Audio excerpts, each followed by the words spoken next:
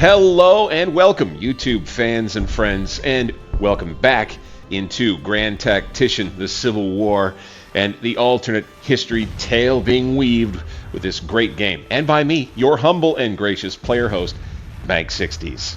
We are entering mid-spring 1862 in our alternate history universe, and following a number of setbacks, our Union forces on all fronts are poised to face down large rebel armies, crush them, and hopefully march south.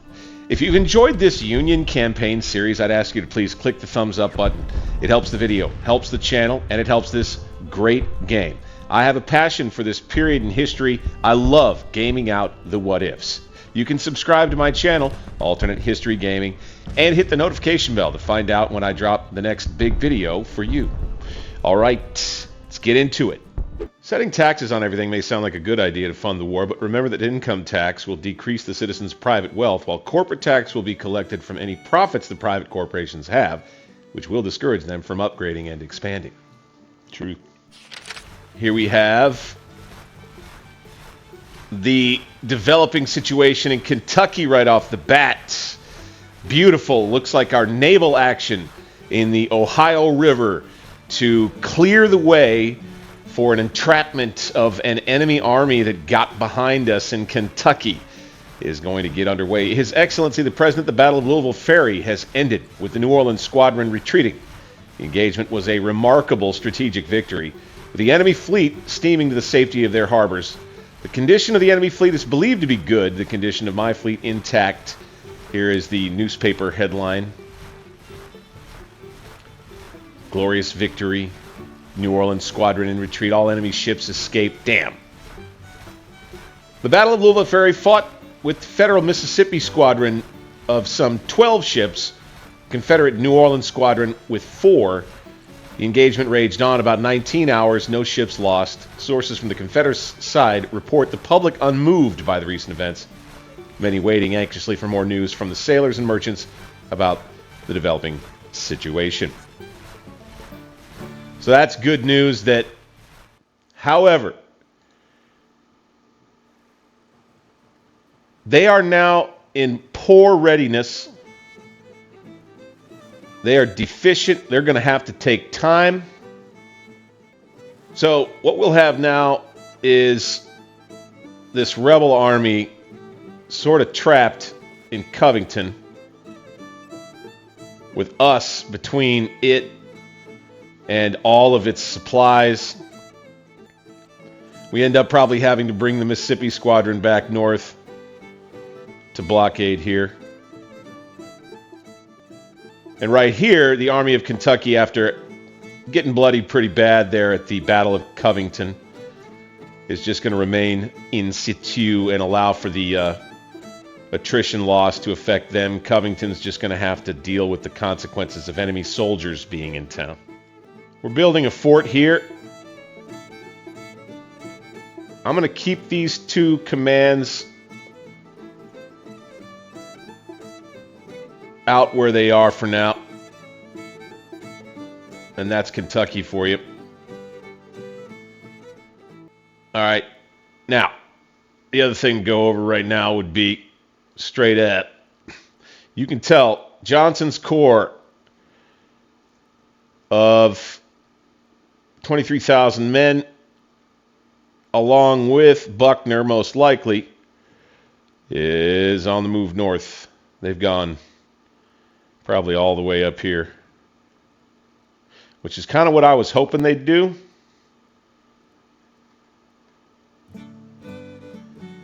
They've got an entrenched 16,000 there, and an entrenched corps under French with 22,000 men and 50 guns here. I'm defending with my Navy, which is well supplied, and they retook the Fortress Monroe.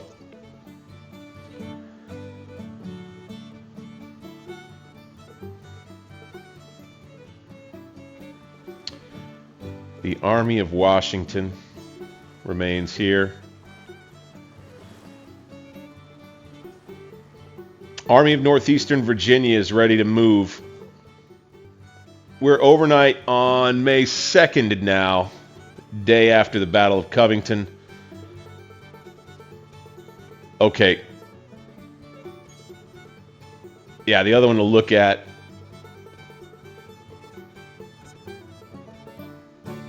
The other one to look at again was the Army of North Virginia, currently at 38,000 men with some detached cavalry under William E. Smith flanking. So we'll probably just end up parallel marching. Let's have his cavalry start raiding. Rousseau's cavalry. Yeah, we detached his brigade along with another, I believe. We'll start raiding and capturing here. Building damage. Good.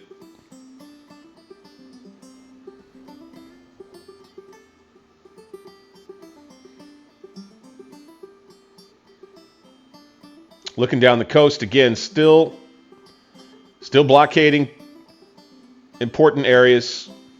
Just fine.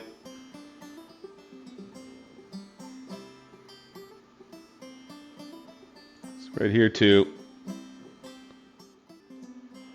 I'm going to switch the Army of Northeastern Virginia's cavalry into a raid. I'm going to do the same thing with these guys. We're going to start pushing a little bit.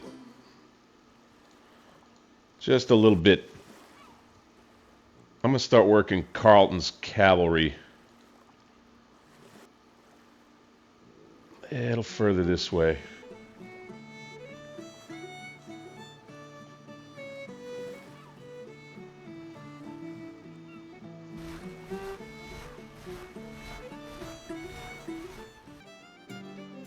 And then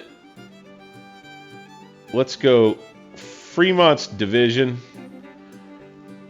I'm going to detach. Okay. And this will be under the command of Major General Fitzjohn Porter, who will himself, I guess, call it the Army of the Potomac. Interesting. I think I might just leave it for the time being. You know what I'll do? Here's what we'll do. Department of the Potomac. Let's do that. Little alt history flair for you there. Department of the Potomac under Fitzjohn Porter with 19 guns, mostly infantry and guns, and they'll just be a rear area reserve for us. Now, the rest of the Army of Northeastern Virginia, I'm going to push. We're going to get into an offensive stance.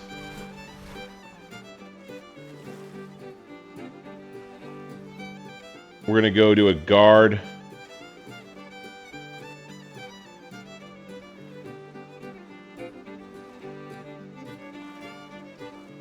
And we're going to move forward.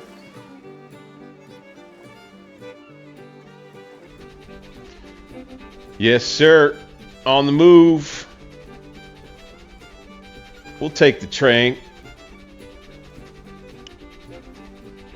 When we get close, we'll have to start marching again as we raid them on this end. Here we go. Oh, shit. Okay, Buell recovered. Nice. And they're moving south. Okay. Well, let's keep our movement going.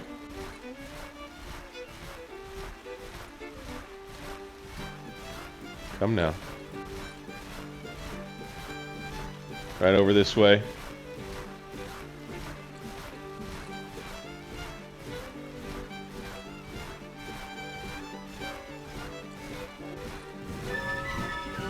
Excellent.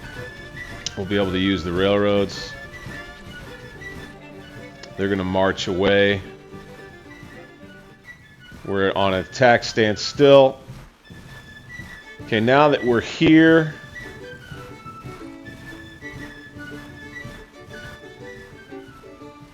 I'm going to give it a minute. We're going to halt. I'm going to give Carleton's cavalry a chance to get moving up on the flank. We'll get him over right here. We'll get French's division on the move toward the army. Everybody well supplied. That's good news. Here we go. Yep, knew that they were around here. Johnston's corps is here with 23,000 men. You can see the front lines now moving.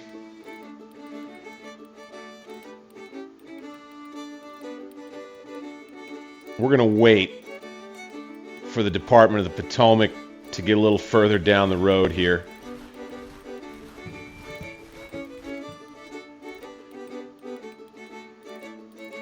I think what I really want to do is just drive to here, like I was thinking about originally, and bringing Fremont to Frederick here. Okay, now I want to believe our ships, can they move yet? Yes. Head on. Oh, newsflash. Okay, here we go. The Confederacy impressing supplies and slaves. Slaves to free whites to fight. Support among slave holders plummets. What? Washington, May 5th. Confederate War Department has been given the authority to seize food, fuel, slaves, and other commodities to support their armies in the field. Only surplus supplies and slaves will be taken, and fair prices are offered. Impressment frees manpower, increasing the number of available recruits, and makes the resupply of armies easier within the Confederacy. Slaves are well suited for manning fortifications, with appropriate surveillance, as getting out of a fort unseen can be as difficult as getting into it.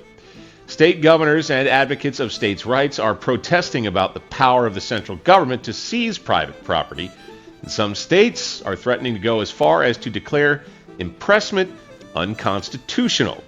It's feared that hoarding will eventually hamper the war effort, too. So, what a cool little alternate history look right here at, I think, something that did happen historically. It's just happening at a different time in our little timeline here.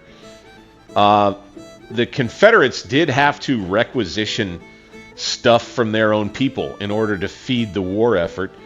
I'm glad to see headlines like this, because what it means is, at least it appears, our blockades are working, at least to a certain effect.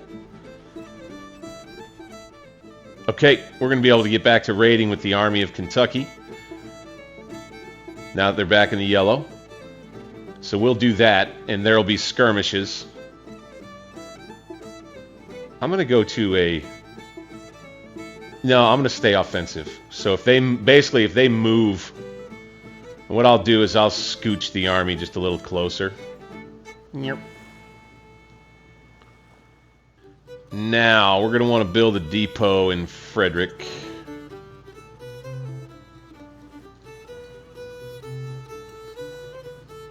Right there.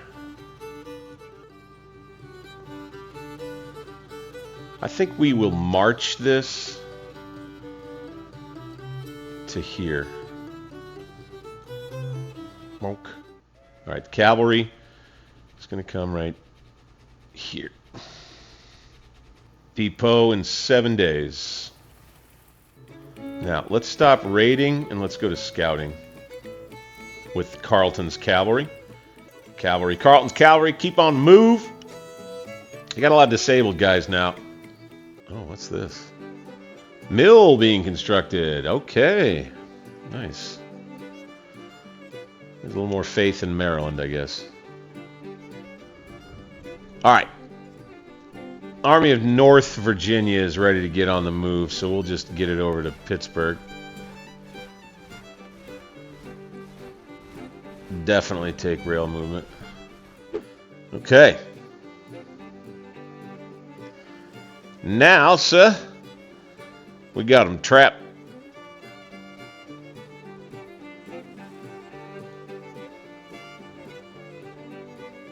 We're going to go on the defensive now. We'll continue raiding. And I do believe the Army of Tennessee may indeed starve. Ah, that's right. Okay. Military. The fleet. Ships in harbor. We have many, many. Yeah, so I am ready to build a new fleet in Cairo, please. All right. First Officer Louis M. Goldsboro. He will be in charge of a few of our new double enders.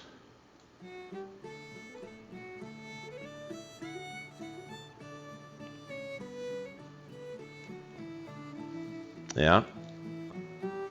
As a matter of fact, all of them. Okay.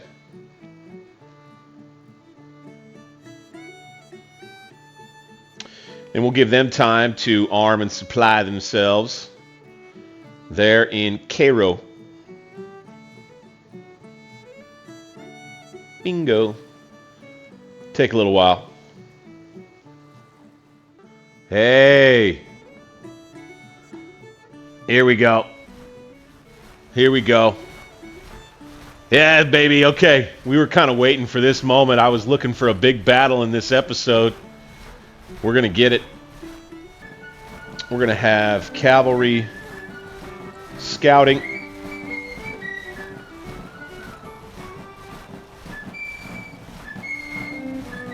And then without using the railroad, we're going to move forward here. No railroad, please. Thank you. Into the attack. All right, here we go. Oh. He doesn't know what he's up against right here. They get no reinforcements. I don't either. The Army of Virginia. One wing of the Army of Virginia is now under threat. Holy moly, look at this. Okay. God, I'm so excited for this. We've got 38,621 men under Lieutenant General Scott as he begins his 1862 campaign. A lot's on the line for him. 23,000 Confederates are on the field under Lieutenant General Johnston. Okay, our objectives: Saddle Hill and Saddle Woods, identified by our AI general experts. And so it appears our battlefield will... Oh, look at Rocky Top. All right, let's take a look where the enemy's coming from. Here. Right down the road, looks like. We have more that, you know, these are our two places here. Off. Whoa. Oh, would you look at that? Huh. Oh, that's a nice ridge. That's a real nice ridge. Right along here. And up on these bluffs, holy smokes. Big Rock Mountain. Okay.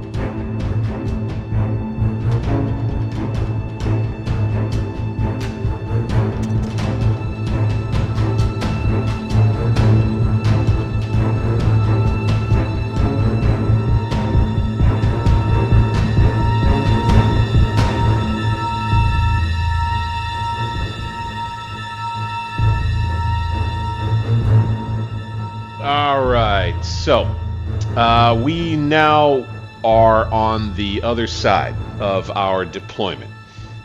You might notice it is a tad unorthodox to start, and I've got a detailed explanation for just about everything. And I will tell you, first of all, you're going to notice right off the bat, somehow I managed to score deployments that are beyond the limits of my, as you would see here, presumed deployment limit, including this area here.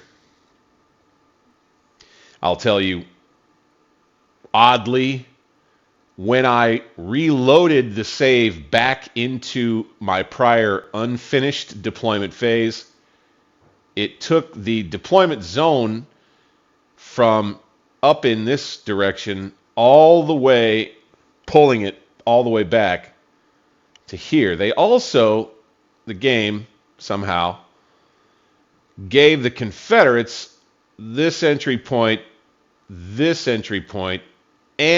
entry point. The key terrain feature in the whole map, which is Big Rock Mountain. What I do know for sure is that with this terrain feature here, I have 20-pound parrots. A battery of 11 of those suckers down the side of Big Rock Mountain, say maybe right about here, backed by this division under French. It turns out I'm going to have to get Mansfield on the move. We'll say, he formed his division up here, awaiting further orders. Scott, the overall commander, trying to stay as centrally located near this crossroad for now as possible. And then the rest of the troops arrayed in a flexible defense behind and around the other key terrain feature, which is Rocky Top, right here. Whoever holds Rocky Top will hold sway over this whole side of the battle. It will be the flank where I'll be compelled, if I lose Rocky Top, most likely to begin falling back. Big Rock Mountain is a special area for the Army. I'm going to assign French to hold that probably for as long as he has to. And he will have to help him this sunken area here where I've placed breastworks. One of the reasons that I have chosen French's division to hold this Big Rock Mountain terrain feature is because of the cavalry units he has. Cav operating with the artillery here to flank stuff that's trying to come up the mountain this way. The rest of the army is going to fight over the Willow Garden Rocky Top battleground. There's another thing I wanted to point out, and that is Mansfield as kind of the guards division, you might say. But I'm going to need to utilize them in a frontline capacity different from the way that you might think of a guards unit. This unit, the Indiana Brigade, has the Hall Rifles. 400 yards at 8 rounds per minute.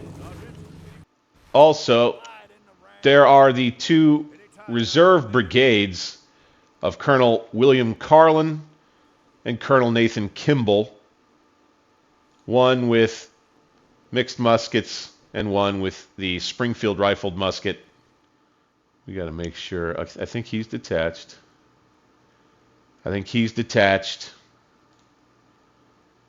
He is not. Keim is not. Garrard is not. He is not. Alright, so we push play and away we go. So first, we're going to get these guys down where we want them. Mansfield's going to come up here. We're going to just get his division and double line for starters here. These cavalry units can get moving. Like this.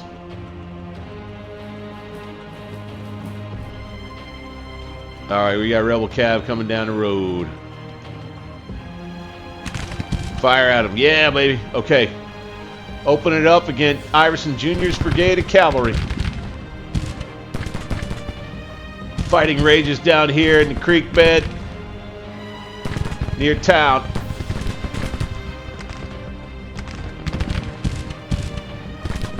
Baker's skirmishers down here putting up a little bit of a scrap in the town and in the creek. Okay. These parrots, they've got limited, so it's going to be all out here. Let's bring them a little further down so they can cover the crossroad a little better.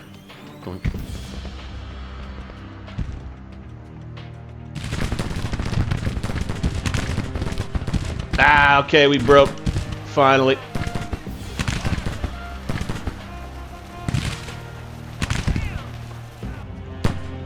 That's alright. So you can kind of see the army beginning to form the way I had designed here. We'll stay mounted with this unit for now. This is going to be kind of bait. We're starting to see some of the rest of the rebel army here. They've got some guns up now. We got an infantry brigade, cavalry brigade.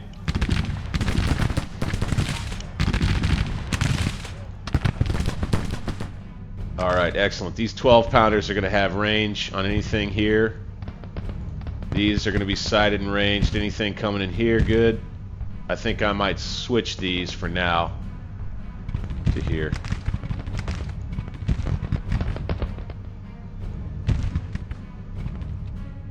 Ah, alright. Time to get out of here.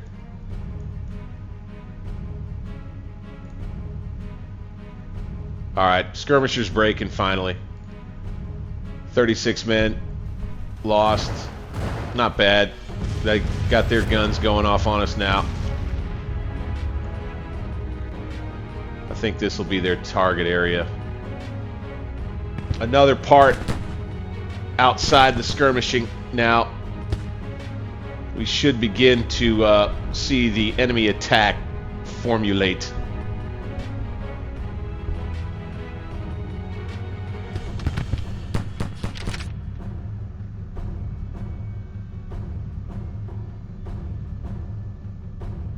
Scott stays to the rear.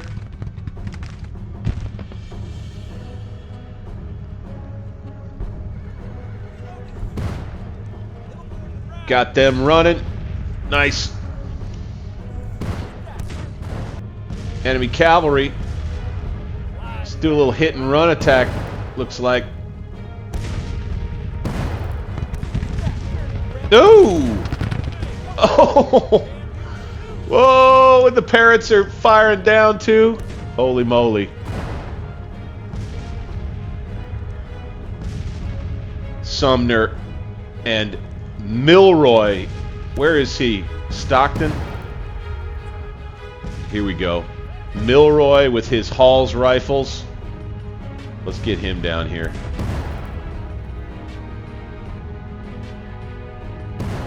And there you have the Hall's rifles into the flank of this new infantry brigade. Clark's brigade. Oh. Oh. Lay down.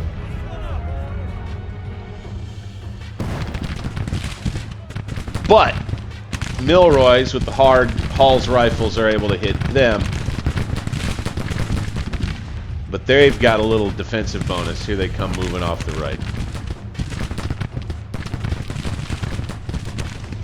Now, these guys with their mixed muskets have their range increased a bit because they're on a hill, as you can see. Alright, we're going to advance on these dudes. Advance, please.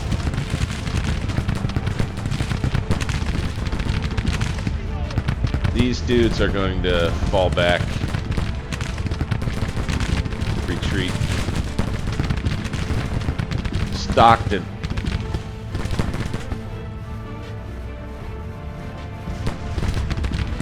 Go, go, go. Double time it, bro. Barnard. You too.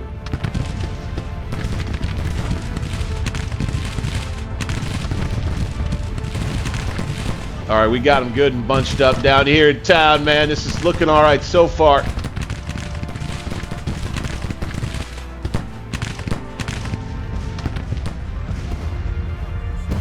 We got them 2-on-1 with this infantry brigade. They got their guns up here. They got more here.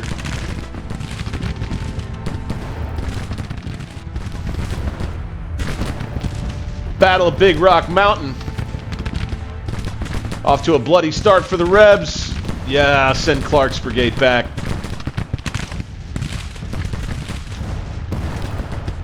Stockton right here, doing some good work. Milroy with the Hall's rifles, same.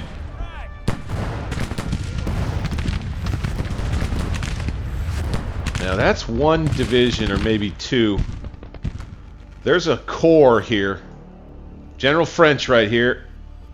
After issuing these orders, it's going to do a little personal reconnaissance out here on the left. Alright, these guys can probably come back up to the trees. Alright, General, same with you. You guys, come on back up to the trees. You guys do the same thing. Alright, 2 new infantry brigades under McBride and Cheatham. We'll now try to advance under the cover of this artillery here against this part of our line. Here, stand up.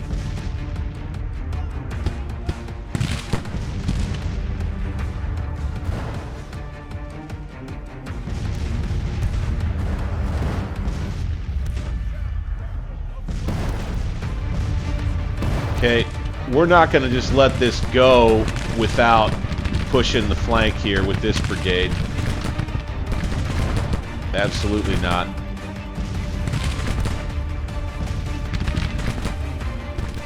Alright, Milroy and the Indiana Brigade have resumed their firing.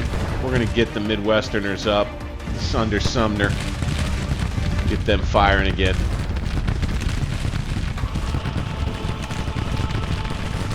Looks like we got another infantry division that's come up over here on the right. As they mount pretty determined attack on this end. Williams division maybe under a little pressure. We're going to tuck Williams in. This guy here. We'll bring this fella out. Take his place. As fighting continues along the line. Looks like we continue driving off their cav. Stewart. As they come up. Parsons is next.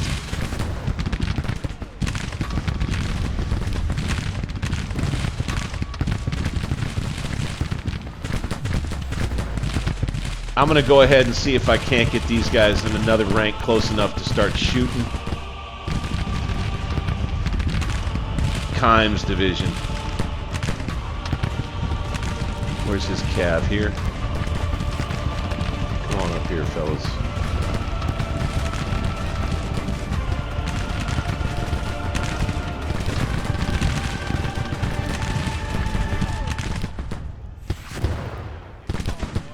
Oh, they're going to come right up at us.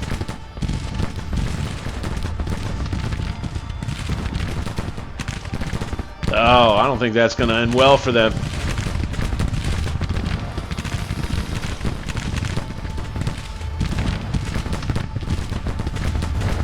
Over here, trying to spread the line, find a hole.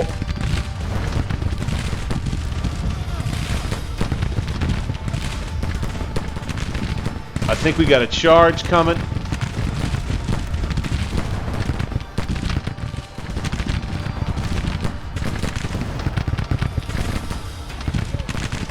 Oh my gosh, they stopped. They stopped. Oh, we moved them off. No, did they get off their horses? They did. Wow, what a fight over here. Good, good, good. Keep coming. Keep coming this way. There we go. Now let's engage at... Oh, we're not able to.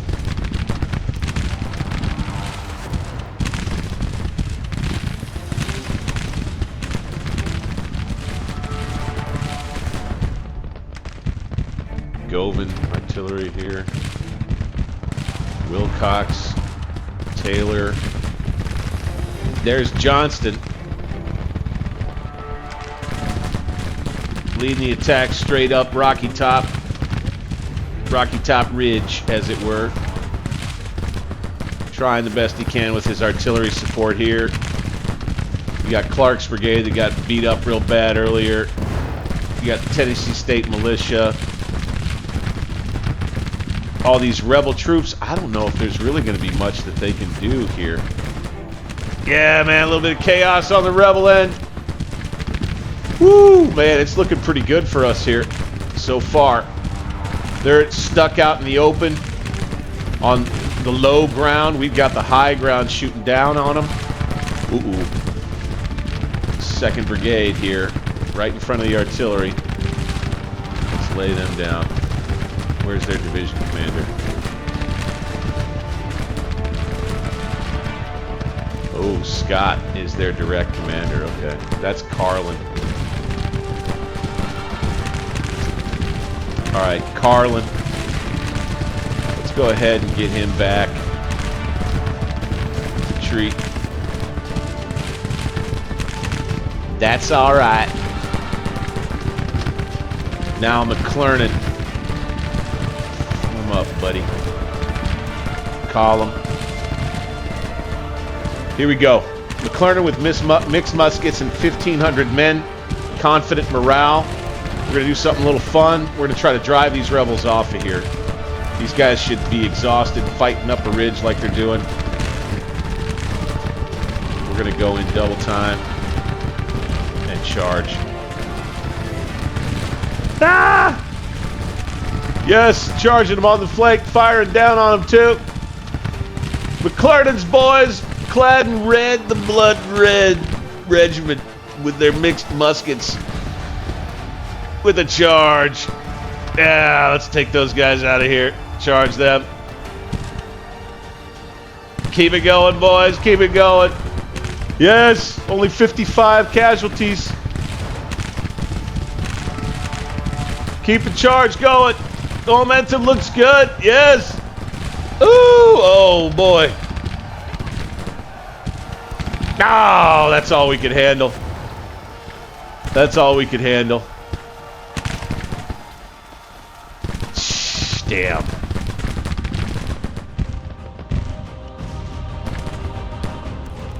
These cavalry troopers next to charge.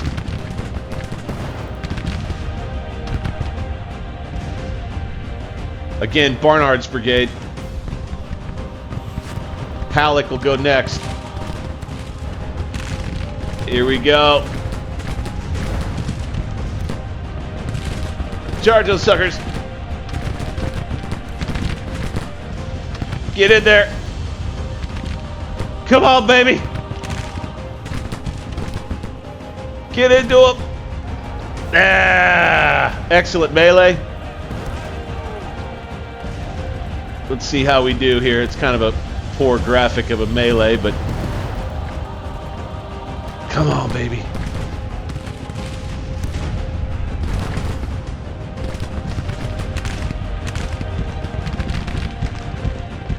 Okay, time for Baker here to have his say on things.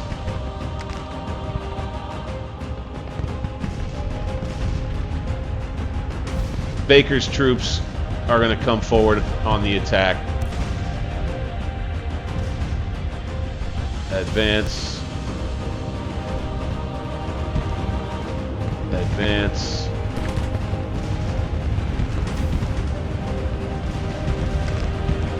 Same. This brigade will tuck in behind. Same. Division commander will come up on it. Helix brigade's going to have to come up here in line. The Cav. All right.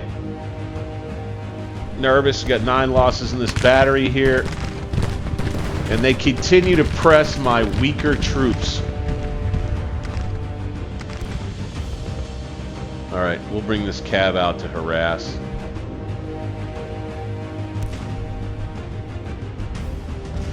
So I don't think we need to worry so much about them being on my flanks anywhere.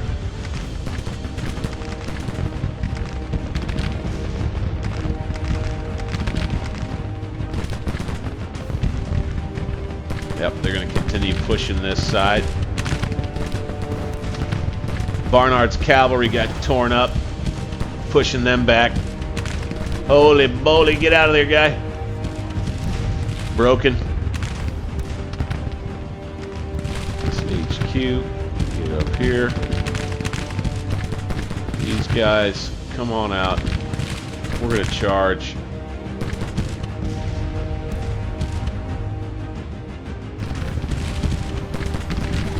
Yeah, charge into him. You got him by the flank. Wilcox's Cav with 261 men. Don't let him get in formation. Yeah, right into him. Strong with melee.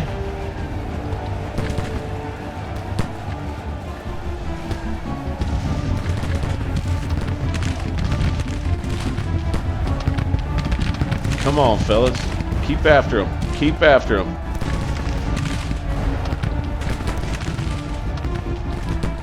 Ah, damn it. Oh, damn it. Alright, they're out of here. But that weakens their attack on this side.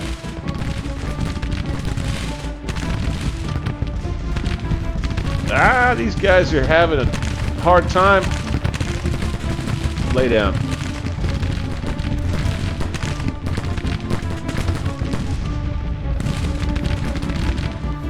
Here's the weak point of the line. Reb AI knows it. This regiment's about to go. This regiment's slowly putting itself back together again. McClernand's, or not regiment, but brigade. McClernand's going to come in key at one point or another. And we're back with Whiting's brigade. So we can get him back. Good.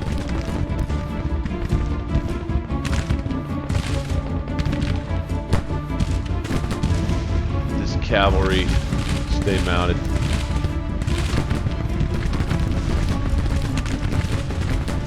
These guys. Get here.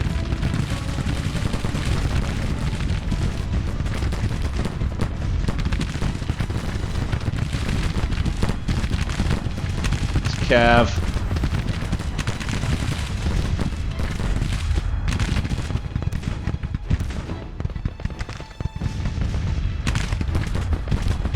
Okay. Advantage Union now. We got troops that have run off, but I think we can stop them. Rally. Okay, we're going to need to push kind of more this way. Kind of more this way. Kind of more that.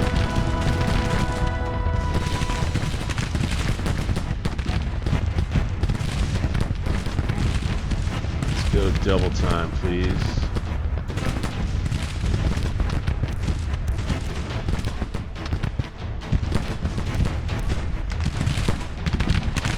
Shit. Okay. They're gonna have a chance to just continue folding my right.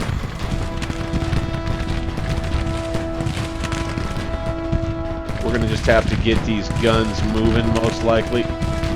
These guys here. Whiting's brigade's gonna have to get back in line again, right here. Williams and Gerard here on the flank. Hard press. We'll send Cav in this time,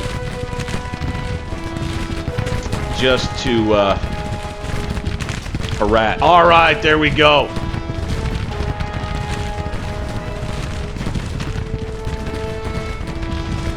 Sending them off there.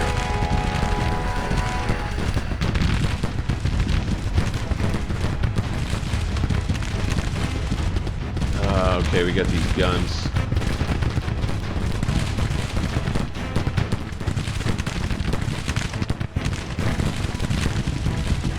Advance. Advance.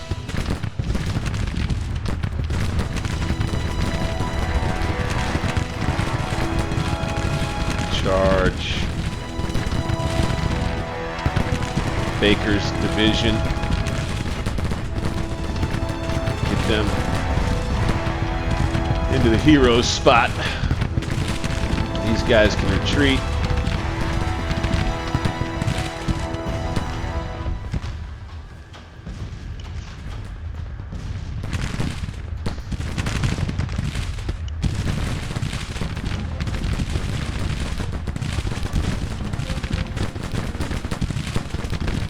Double time. Double time. Duval. Time to take some canister. Oh, man. Charging the guns, dude. Get in there. Oh, no. Milroy withdrawn. Ah, that's a bummer. He ran all the way off the field, huh? Duval. Get him. Get him. Yeah. Get into him. Come on. Charge him.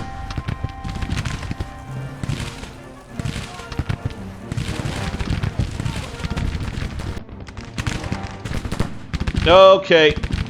Delafield. It's broke. Good thing we had Burns.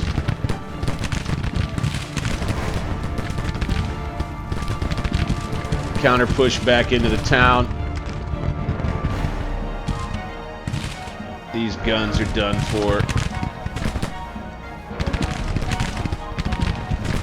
Beautiful.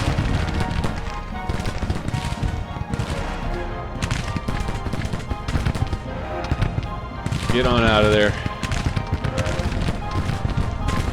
Duval, he did good, but just a little overwhelmed at the end here, or at least at the end of this phase. Okay, let's go Paul defeat. Baker, get back over here.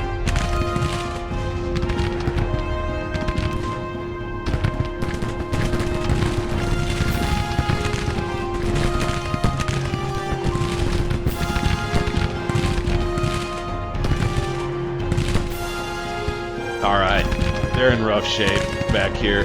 That's all of Johnston's men, I think.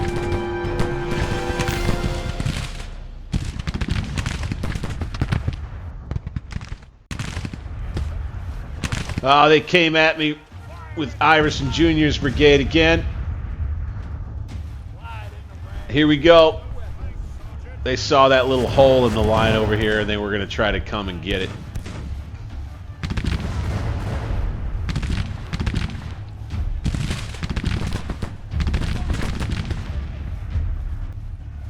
While we push off this cavalry. Okay, and you see the battle develop around Willow Garden here, underneath Big Rock Mountain. Day 1, now into the early afternoon following the morning attack by the rebels.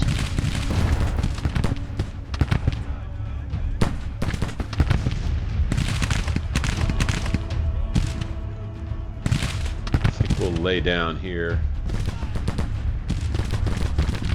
Oh, counter battery fire. Ah, fuck. Okay. So they've gone artillery heavy on this side to knock this battery off.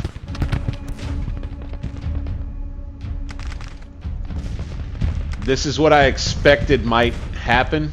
Here comes Wilcox right up the center with a battery in support. No, you guys get out of here. Guns, retreat.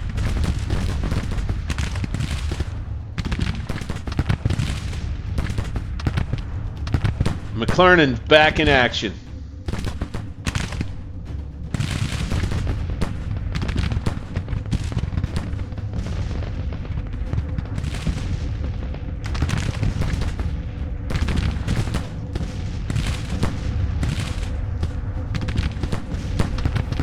And the action resumes over here on the right flank at Big Rocky Top.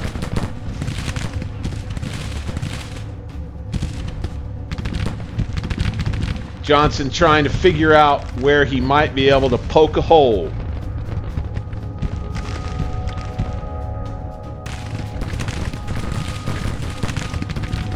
Advance here.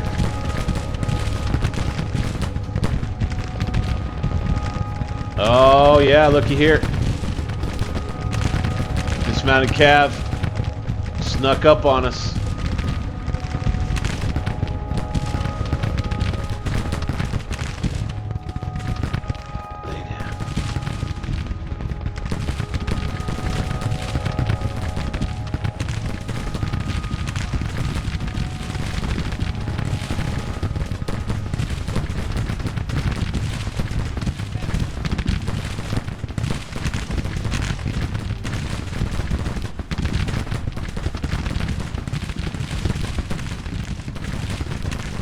Yeah, they still can't punch through on this side at Big Rocky Top.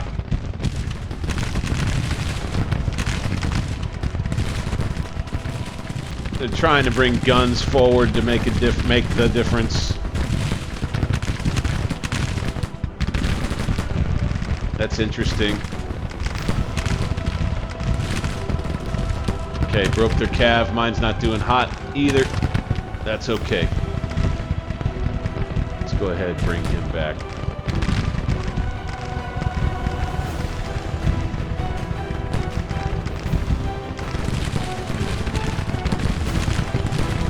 Yeah, fuck. Johnston just not ready to give it up today. Look at this unit out, probably out of the fight.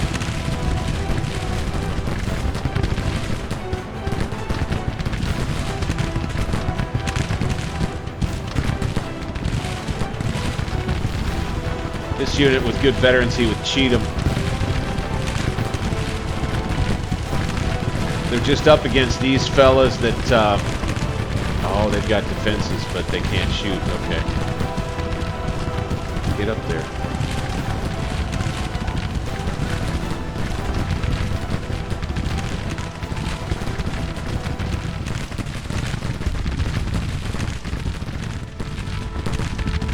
Hill's brigade was trying to make a push on this side against Whiting and Cavender, again of Williams' division.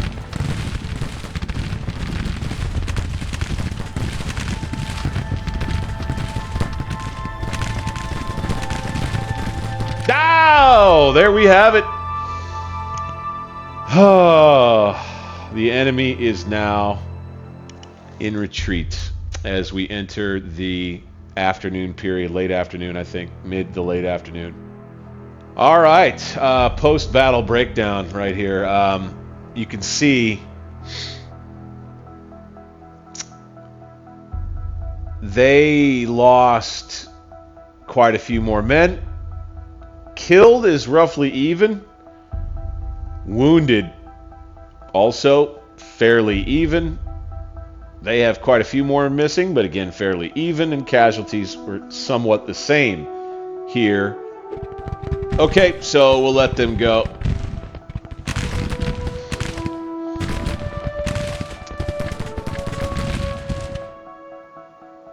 I'll try with my cav to run them down. Could call it the Battle of Big Rocky Top, I suppose. That's where most of the fighting happened, and I mean, you can see, wow. I like, you know, it's not the same as, say, your Scourge of War devastation, but, you know, it's representative of where all the fighting occurred, right? I like that. And then there's little guys that are rolling around wounded and stuff. Did you hear that? Retreat, get the hell out of here. Nice. Yeah, man. Halleck is going to come in here with his cavalry, and we're going to see if we can't rack up some more prisoners, maybe. Not sure exactly what. Ah, yes, we get to capture some of these guns. Cool. Oh, each unit, I think, can only do one set of guns. So we steal 4 of their guns. 12-pounders. Nice. Take it. All right. Victory. Total victory right here. You can see our infantry was hit pretty hard, especially on that right side. Mansfield's division was hit pretty hard too. Battle of Pennsylvania Canal, otherwise known as the Battle of Big Rock Mountain, or the Battle of Rocky Top.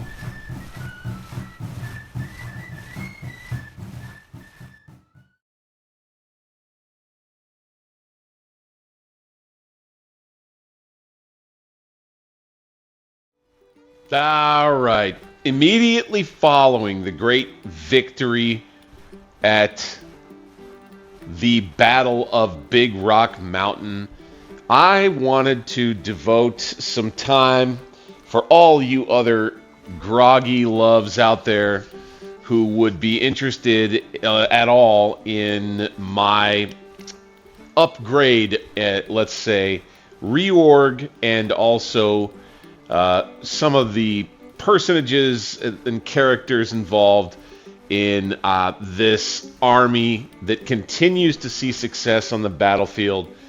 There have been a number of units that have seen success, and I want to do promotions. I want to try to do weapons upgrades. I would say, to start with, Williams' troops, specifically Whiting, Cavender, Totten, maybe not so much McClernand. Hazen, he will get promoted to Major. Whiting will get upgraded to Springfield rifled muskets.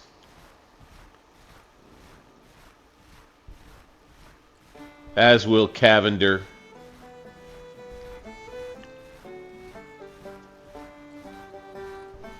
Totten will get some of these Hall rifles. Williams, currently a brigadier general,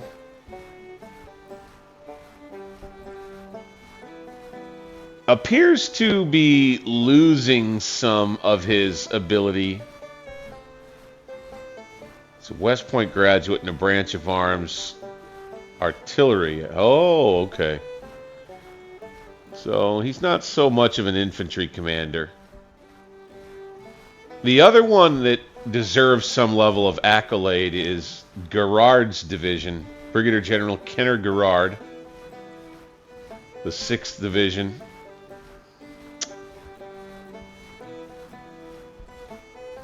Alec and Dudley's brigades.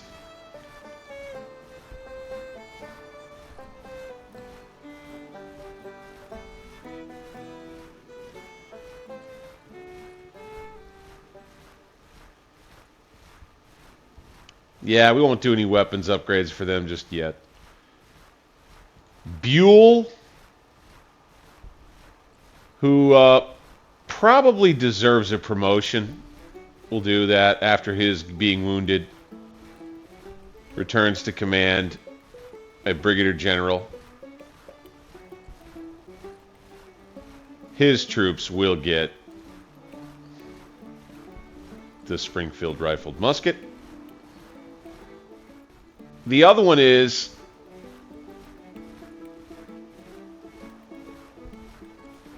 Edwin Sumner taking over for Mansfield. There's a new brigade commander named Minty. Oh no, it was Milroy who got killed, and Mansfield is wounded, I think. Let's go to our officers.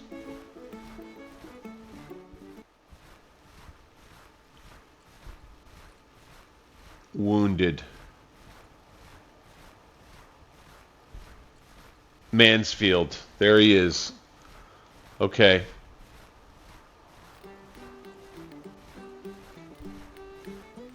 I would love to promote him, but it's not possible because he's wounded.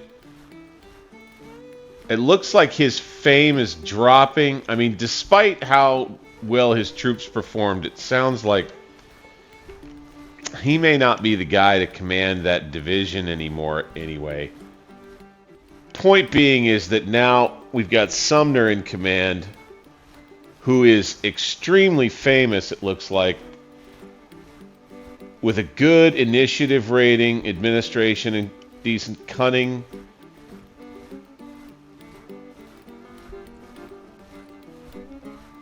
He's been out west,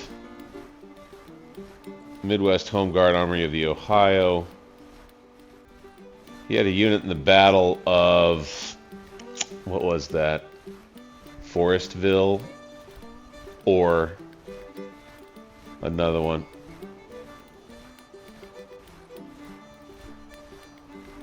Okay, Sumner was a brigade commander, I think, that I promoted. That's right. Sumner has been promoted now to division command, and this division under Sumner, Reserve Guard, Minty's brigade. We're going to do something with all of these Reserve Guard troops, and they're going to all have the dark blue and white pant. Stockton, same. With the Springfield rifled musket. They have 1-star experience. So another thing I'm going to do is for all greenhorn units, they're going to wear light blue trousers, or dark blue trousers, or I'm sorry, light blue on light blue.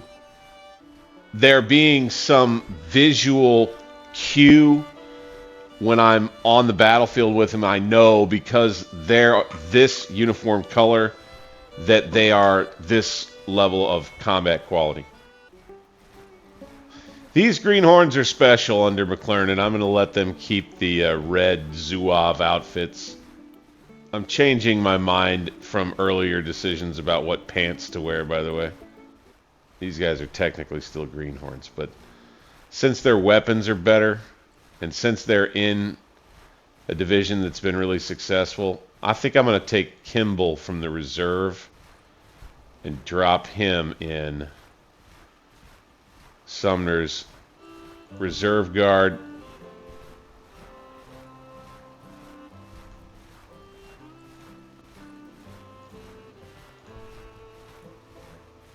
They're still greenhorns, but they get the good uni.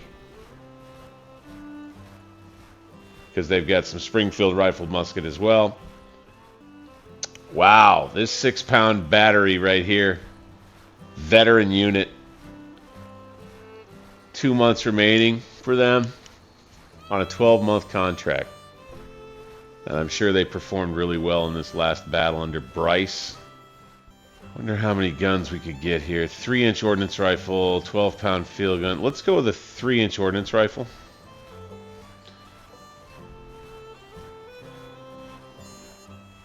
We have an elite 12-pounder field gun battery under Lieutenant Colonel Oris Ferry. Oh, this is where they earned their fame. Was one of those battles up in Northern Virginia back in 1861, inflicting 467 casualties, and then again down at the battle that happened near Staunton before Scott made his rather shameful withdrawal from the Shenandoah Valley in late 1861. Took 59 casualties in that action, dealt 533, did another hell of a job. With 51 casualties suffered, inflicted another 197 on the enemy with their 12-pounders. These 10-pound Parrott rifles would be good. Let's do that for those guys. Just a little deadlier. Promote. Ferry.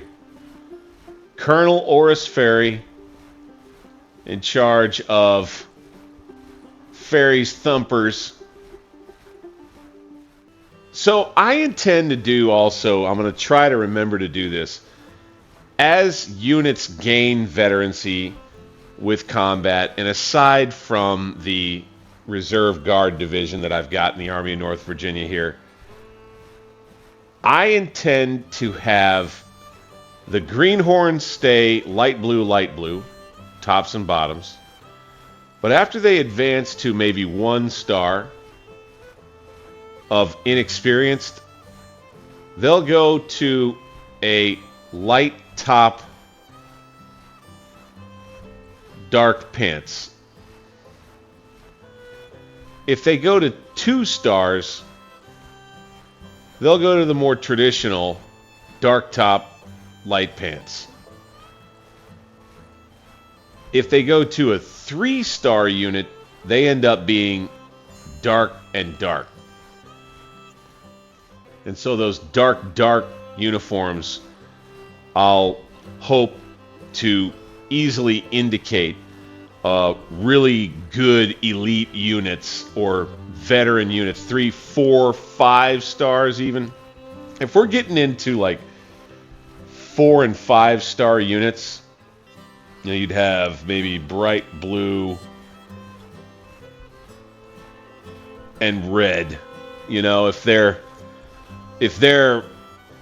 of the highest quality, if we get up to where it's a 5-star troop, I think I could go with them being red trouser, really bright blue on top, and then maybe we switch it for any unit that is of elite quality. The elite quality units become this red as we move forward, kind of a government policy toward the uniforms. But there you have kind of a breakdown. And Scott here, he can't be promoted, and all of his stuff is actually on the decline right now. I believe that we'll be able to continue with him through the remainder of this campaign season just fine, but that we may end up needing to replace him sooner rather than later. Also, something to think about, is that there are several units that are going to have, by midsummer, their papers come up to re-sign. So the number of troops in the Army will drop significantly in the next 2, 3, 4 months. Maybe as much as a fifth or so. So we'll have to just keep that in mind. Oh, here we go. Before we get to that, breaking news. The French are repulsed. The Battle of Puebla, Mexican victory. All right, special correspondence of this Grand Herald, Mexico, May 9th, just receiving word of the Battle of Puebla, fought May 5th near Puebla City in Mexico. In the battle, Mexican Republican General Ignacio Zaragoza, with some 4,500 men, repulsed the French under General Charles de Lorence, resulting in a humiliating defeat for the French. The French lost some 500 men out of an army of 6,500, now retreating. Zaragoza in pursuit. In the battle, General Zaragoza defended twin forts north of Puebla, with the French mounting 3 assaults to capture them. In the end, the French artillery ran out of ammunition, and the infantry attack went unsupported. After the battle, Lorence waited a few days for the Mexicans to attack, but then started to withdraw to Orizaba with the Mexican Republicans in pursuit. The Mexican victory is considered a great strategic triumph for President Juarez, who has declared the date of the battle a national holiday. Cinco de Mayo, Hispanic communities all the way up in San Francisco are taking part in the celebrations. Wow. That's cool. Double B plus. Our credit rating is going down. That's not great. And for national morale, we'd need a victory on the battlefield here soon. Let's go ahead and try to get us one. This may be a good time for a cavalry op, kind of like a Jeb Stuart run. How much cavalry do we have left in the main army? We have quite a bit. We've got that cavalry brigade. This one. Oh, okay. This one. I really like to have each division, when we're not facing combat, but even still, I think for battle, I think I'll do this. So we'll go ahead and we'll pull Cav out of 2 of our divisions into the reserve. Okay, 3 days to 20 days, 20 days. Yeah, so we're not really going to, still got 5 months left on their papers. Same here. 3 months, 5 months, 5 months, 94 months. Yeah, these are some of our long-timers that just joined up. 6 months, 6 months, 3 months. Okay. 5 months, 10 months, 5 months. Okay. This army is going to, we're going to be waiting on some reinforcements here. But we're ready to move and we're ready to fight. What I think I'm going to want to do, though, is shift Gibbons Infantry Brigade in with Fremont. Okay, here was something I was eager to check. Yeah, these economy alarms. Well, there's another option to relieve this pressure on all of our producers up here. Illinois, Chicago, and Cairo. Missouri, Davenport, Ohio, no. Wisconsin, no. Alabama, Arkansas, Georgia, no, no, no, no. Missouri, Ohio, Texas, no. No, no, no, no, no. Ohio, Pittsburgh, no.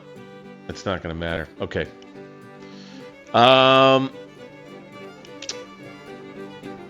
Tariffs are down to 15.2%.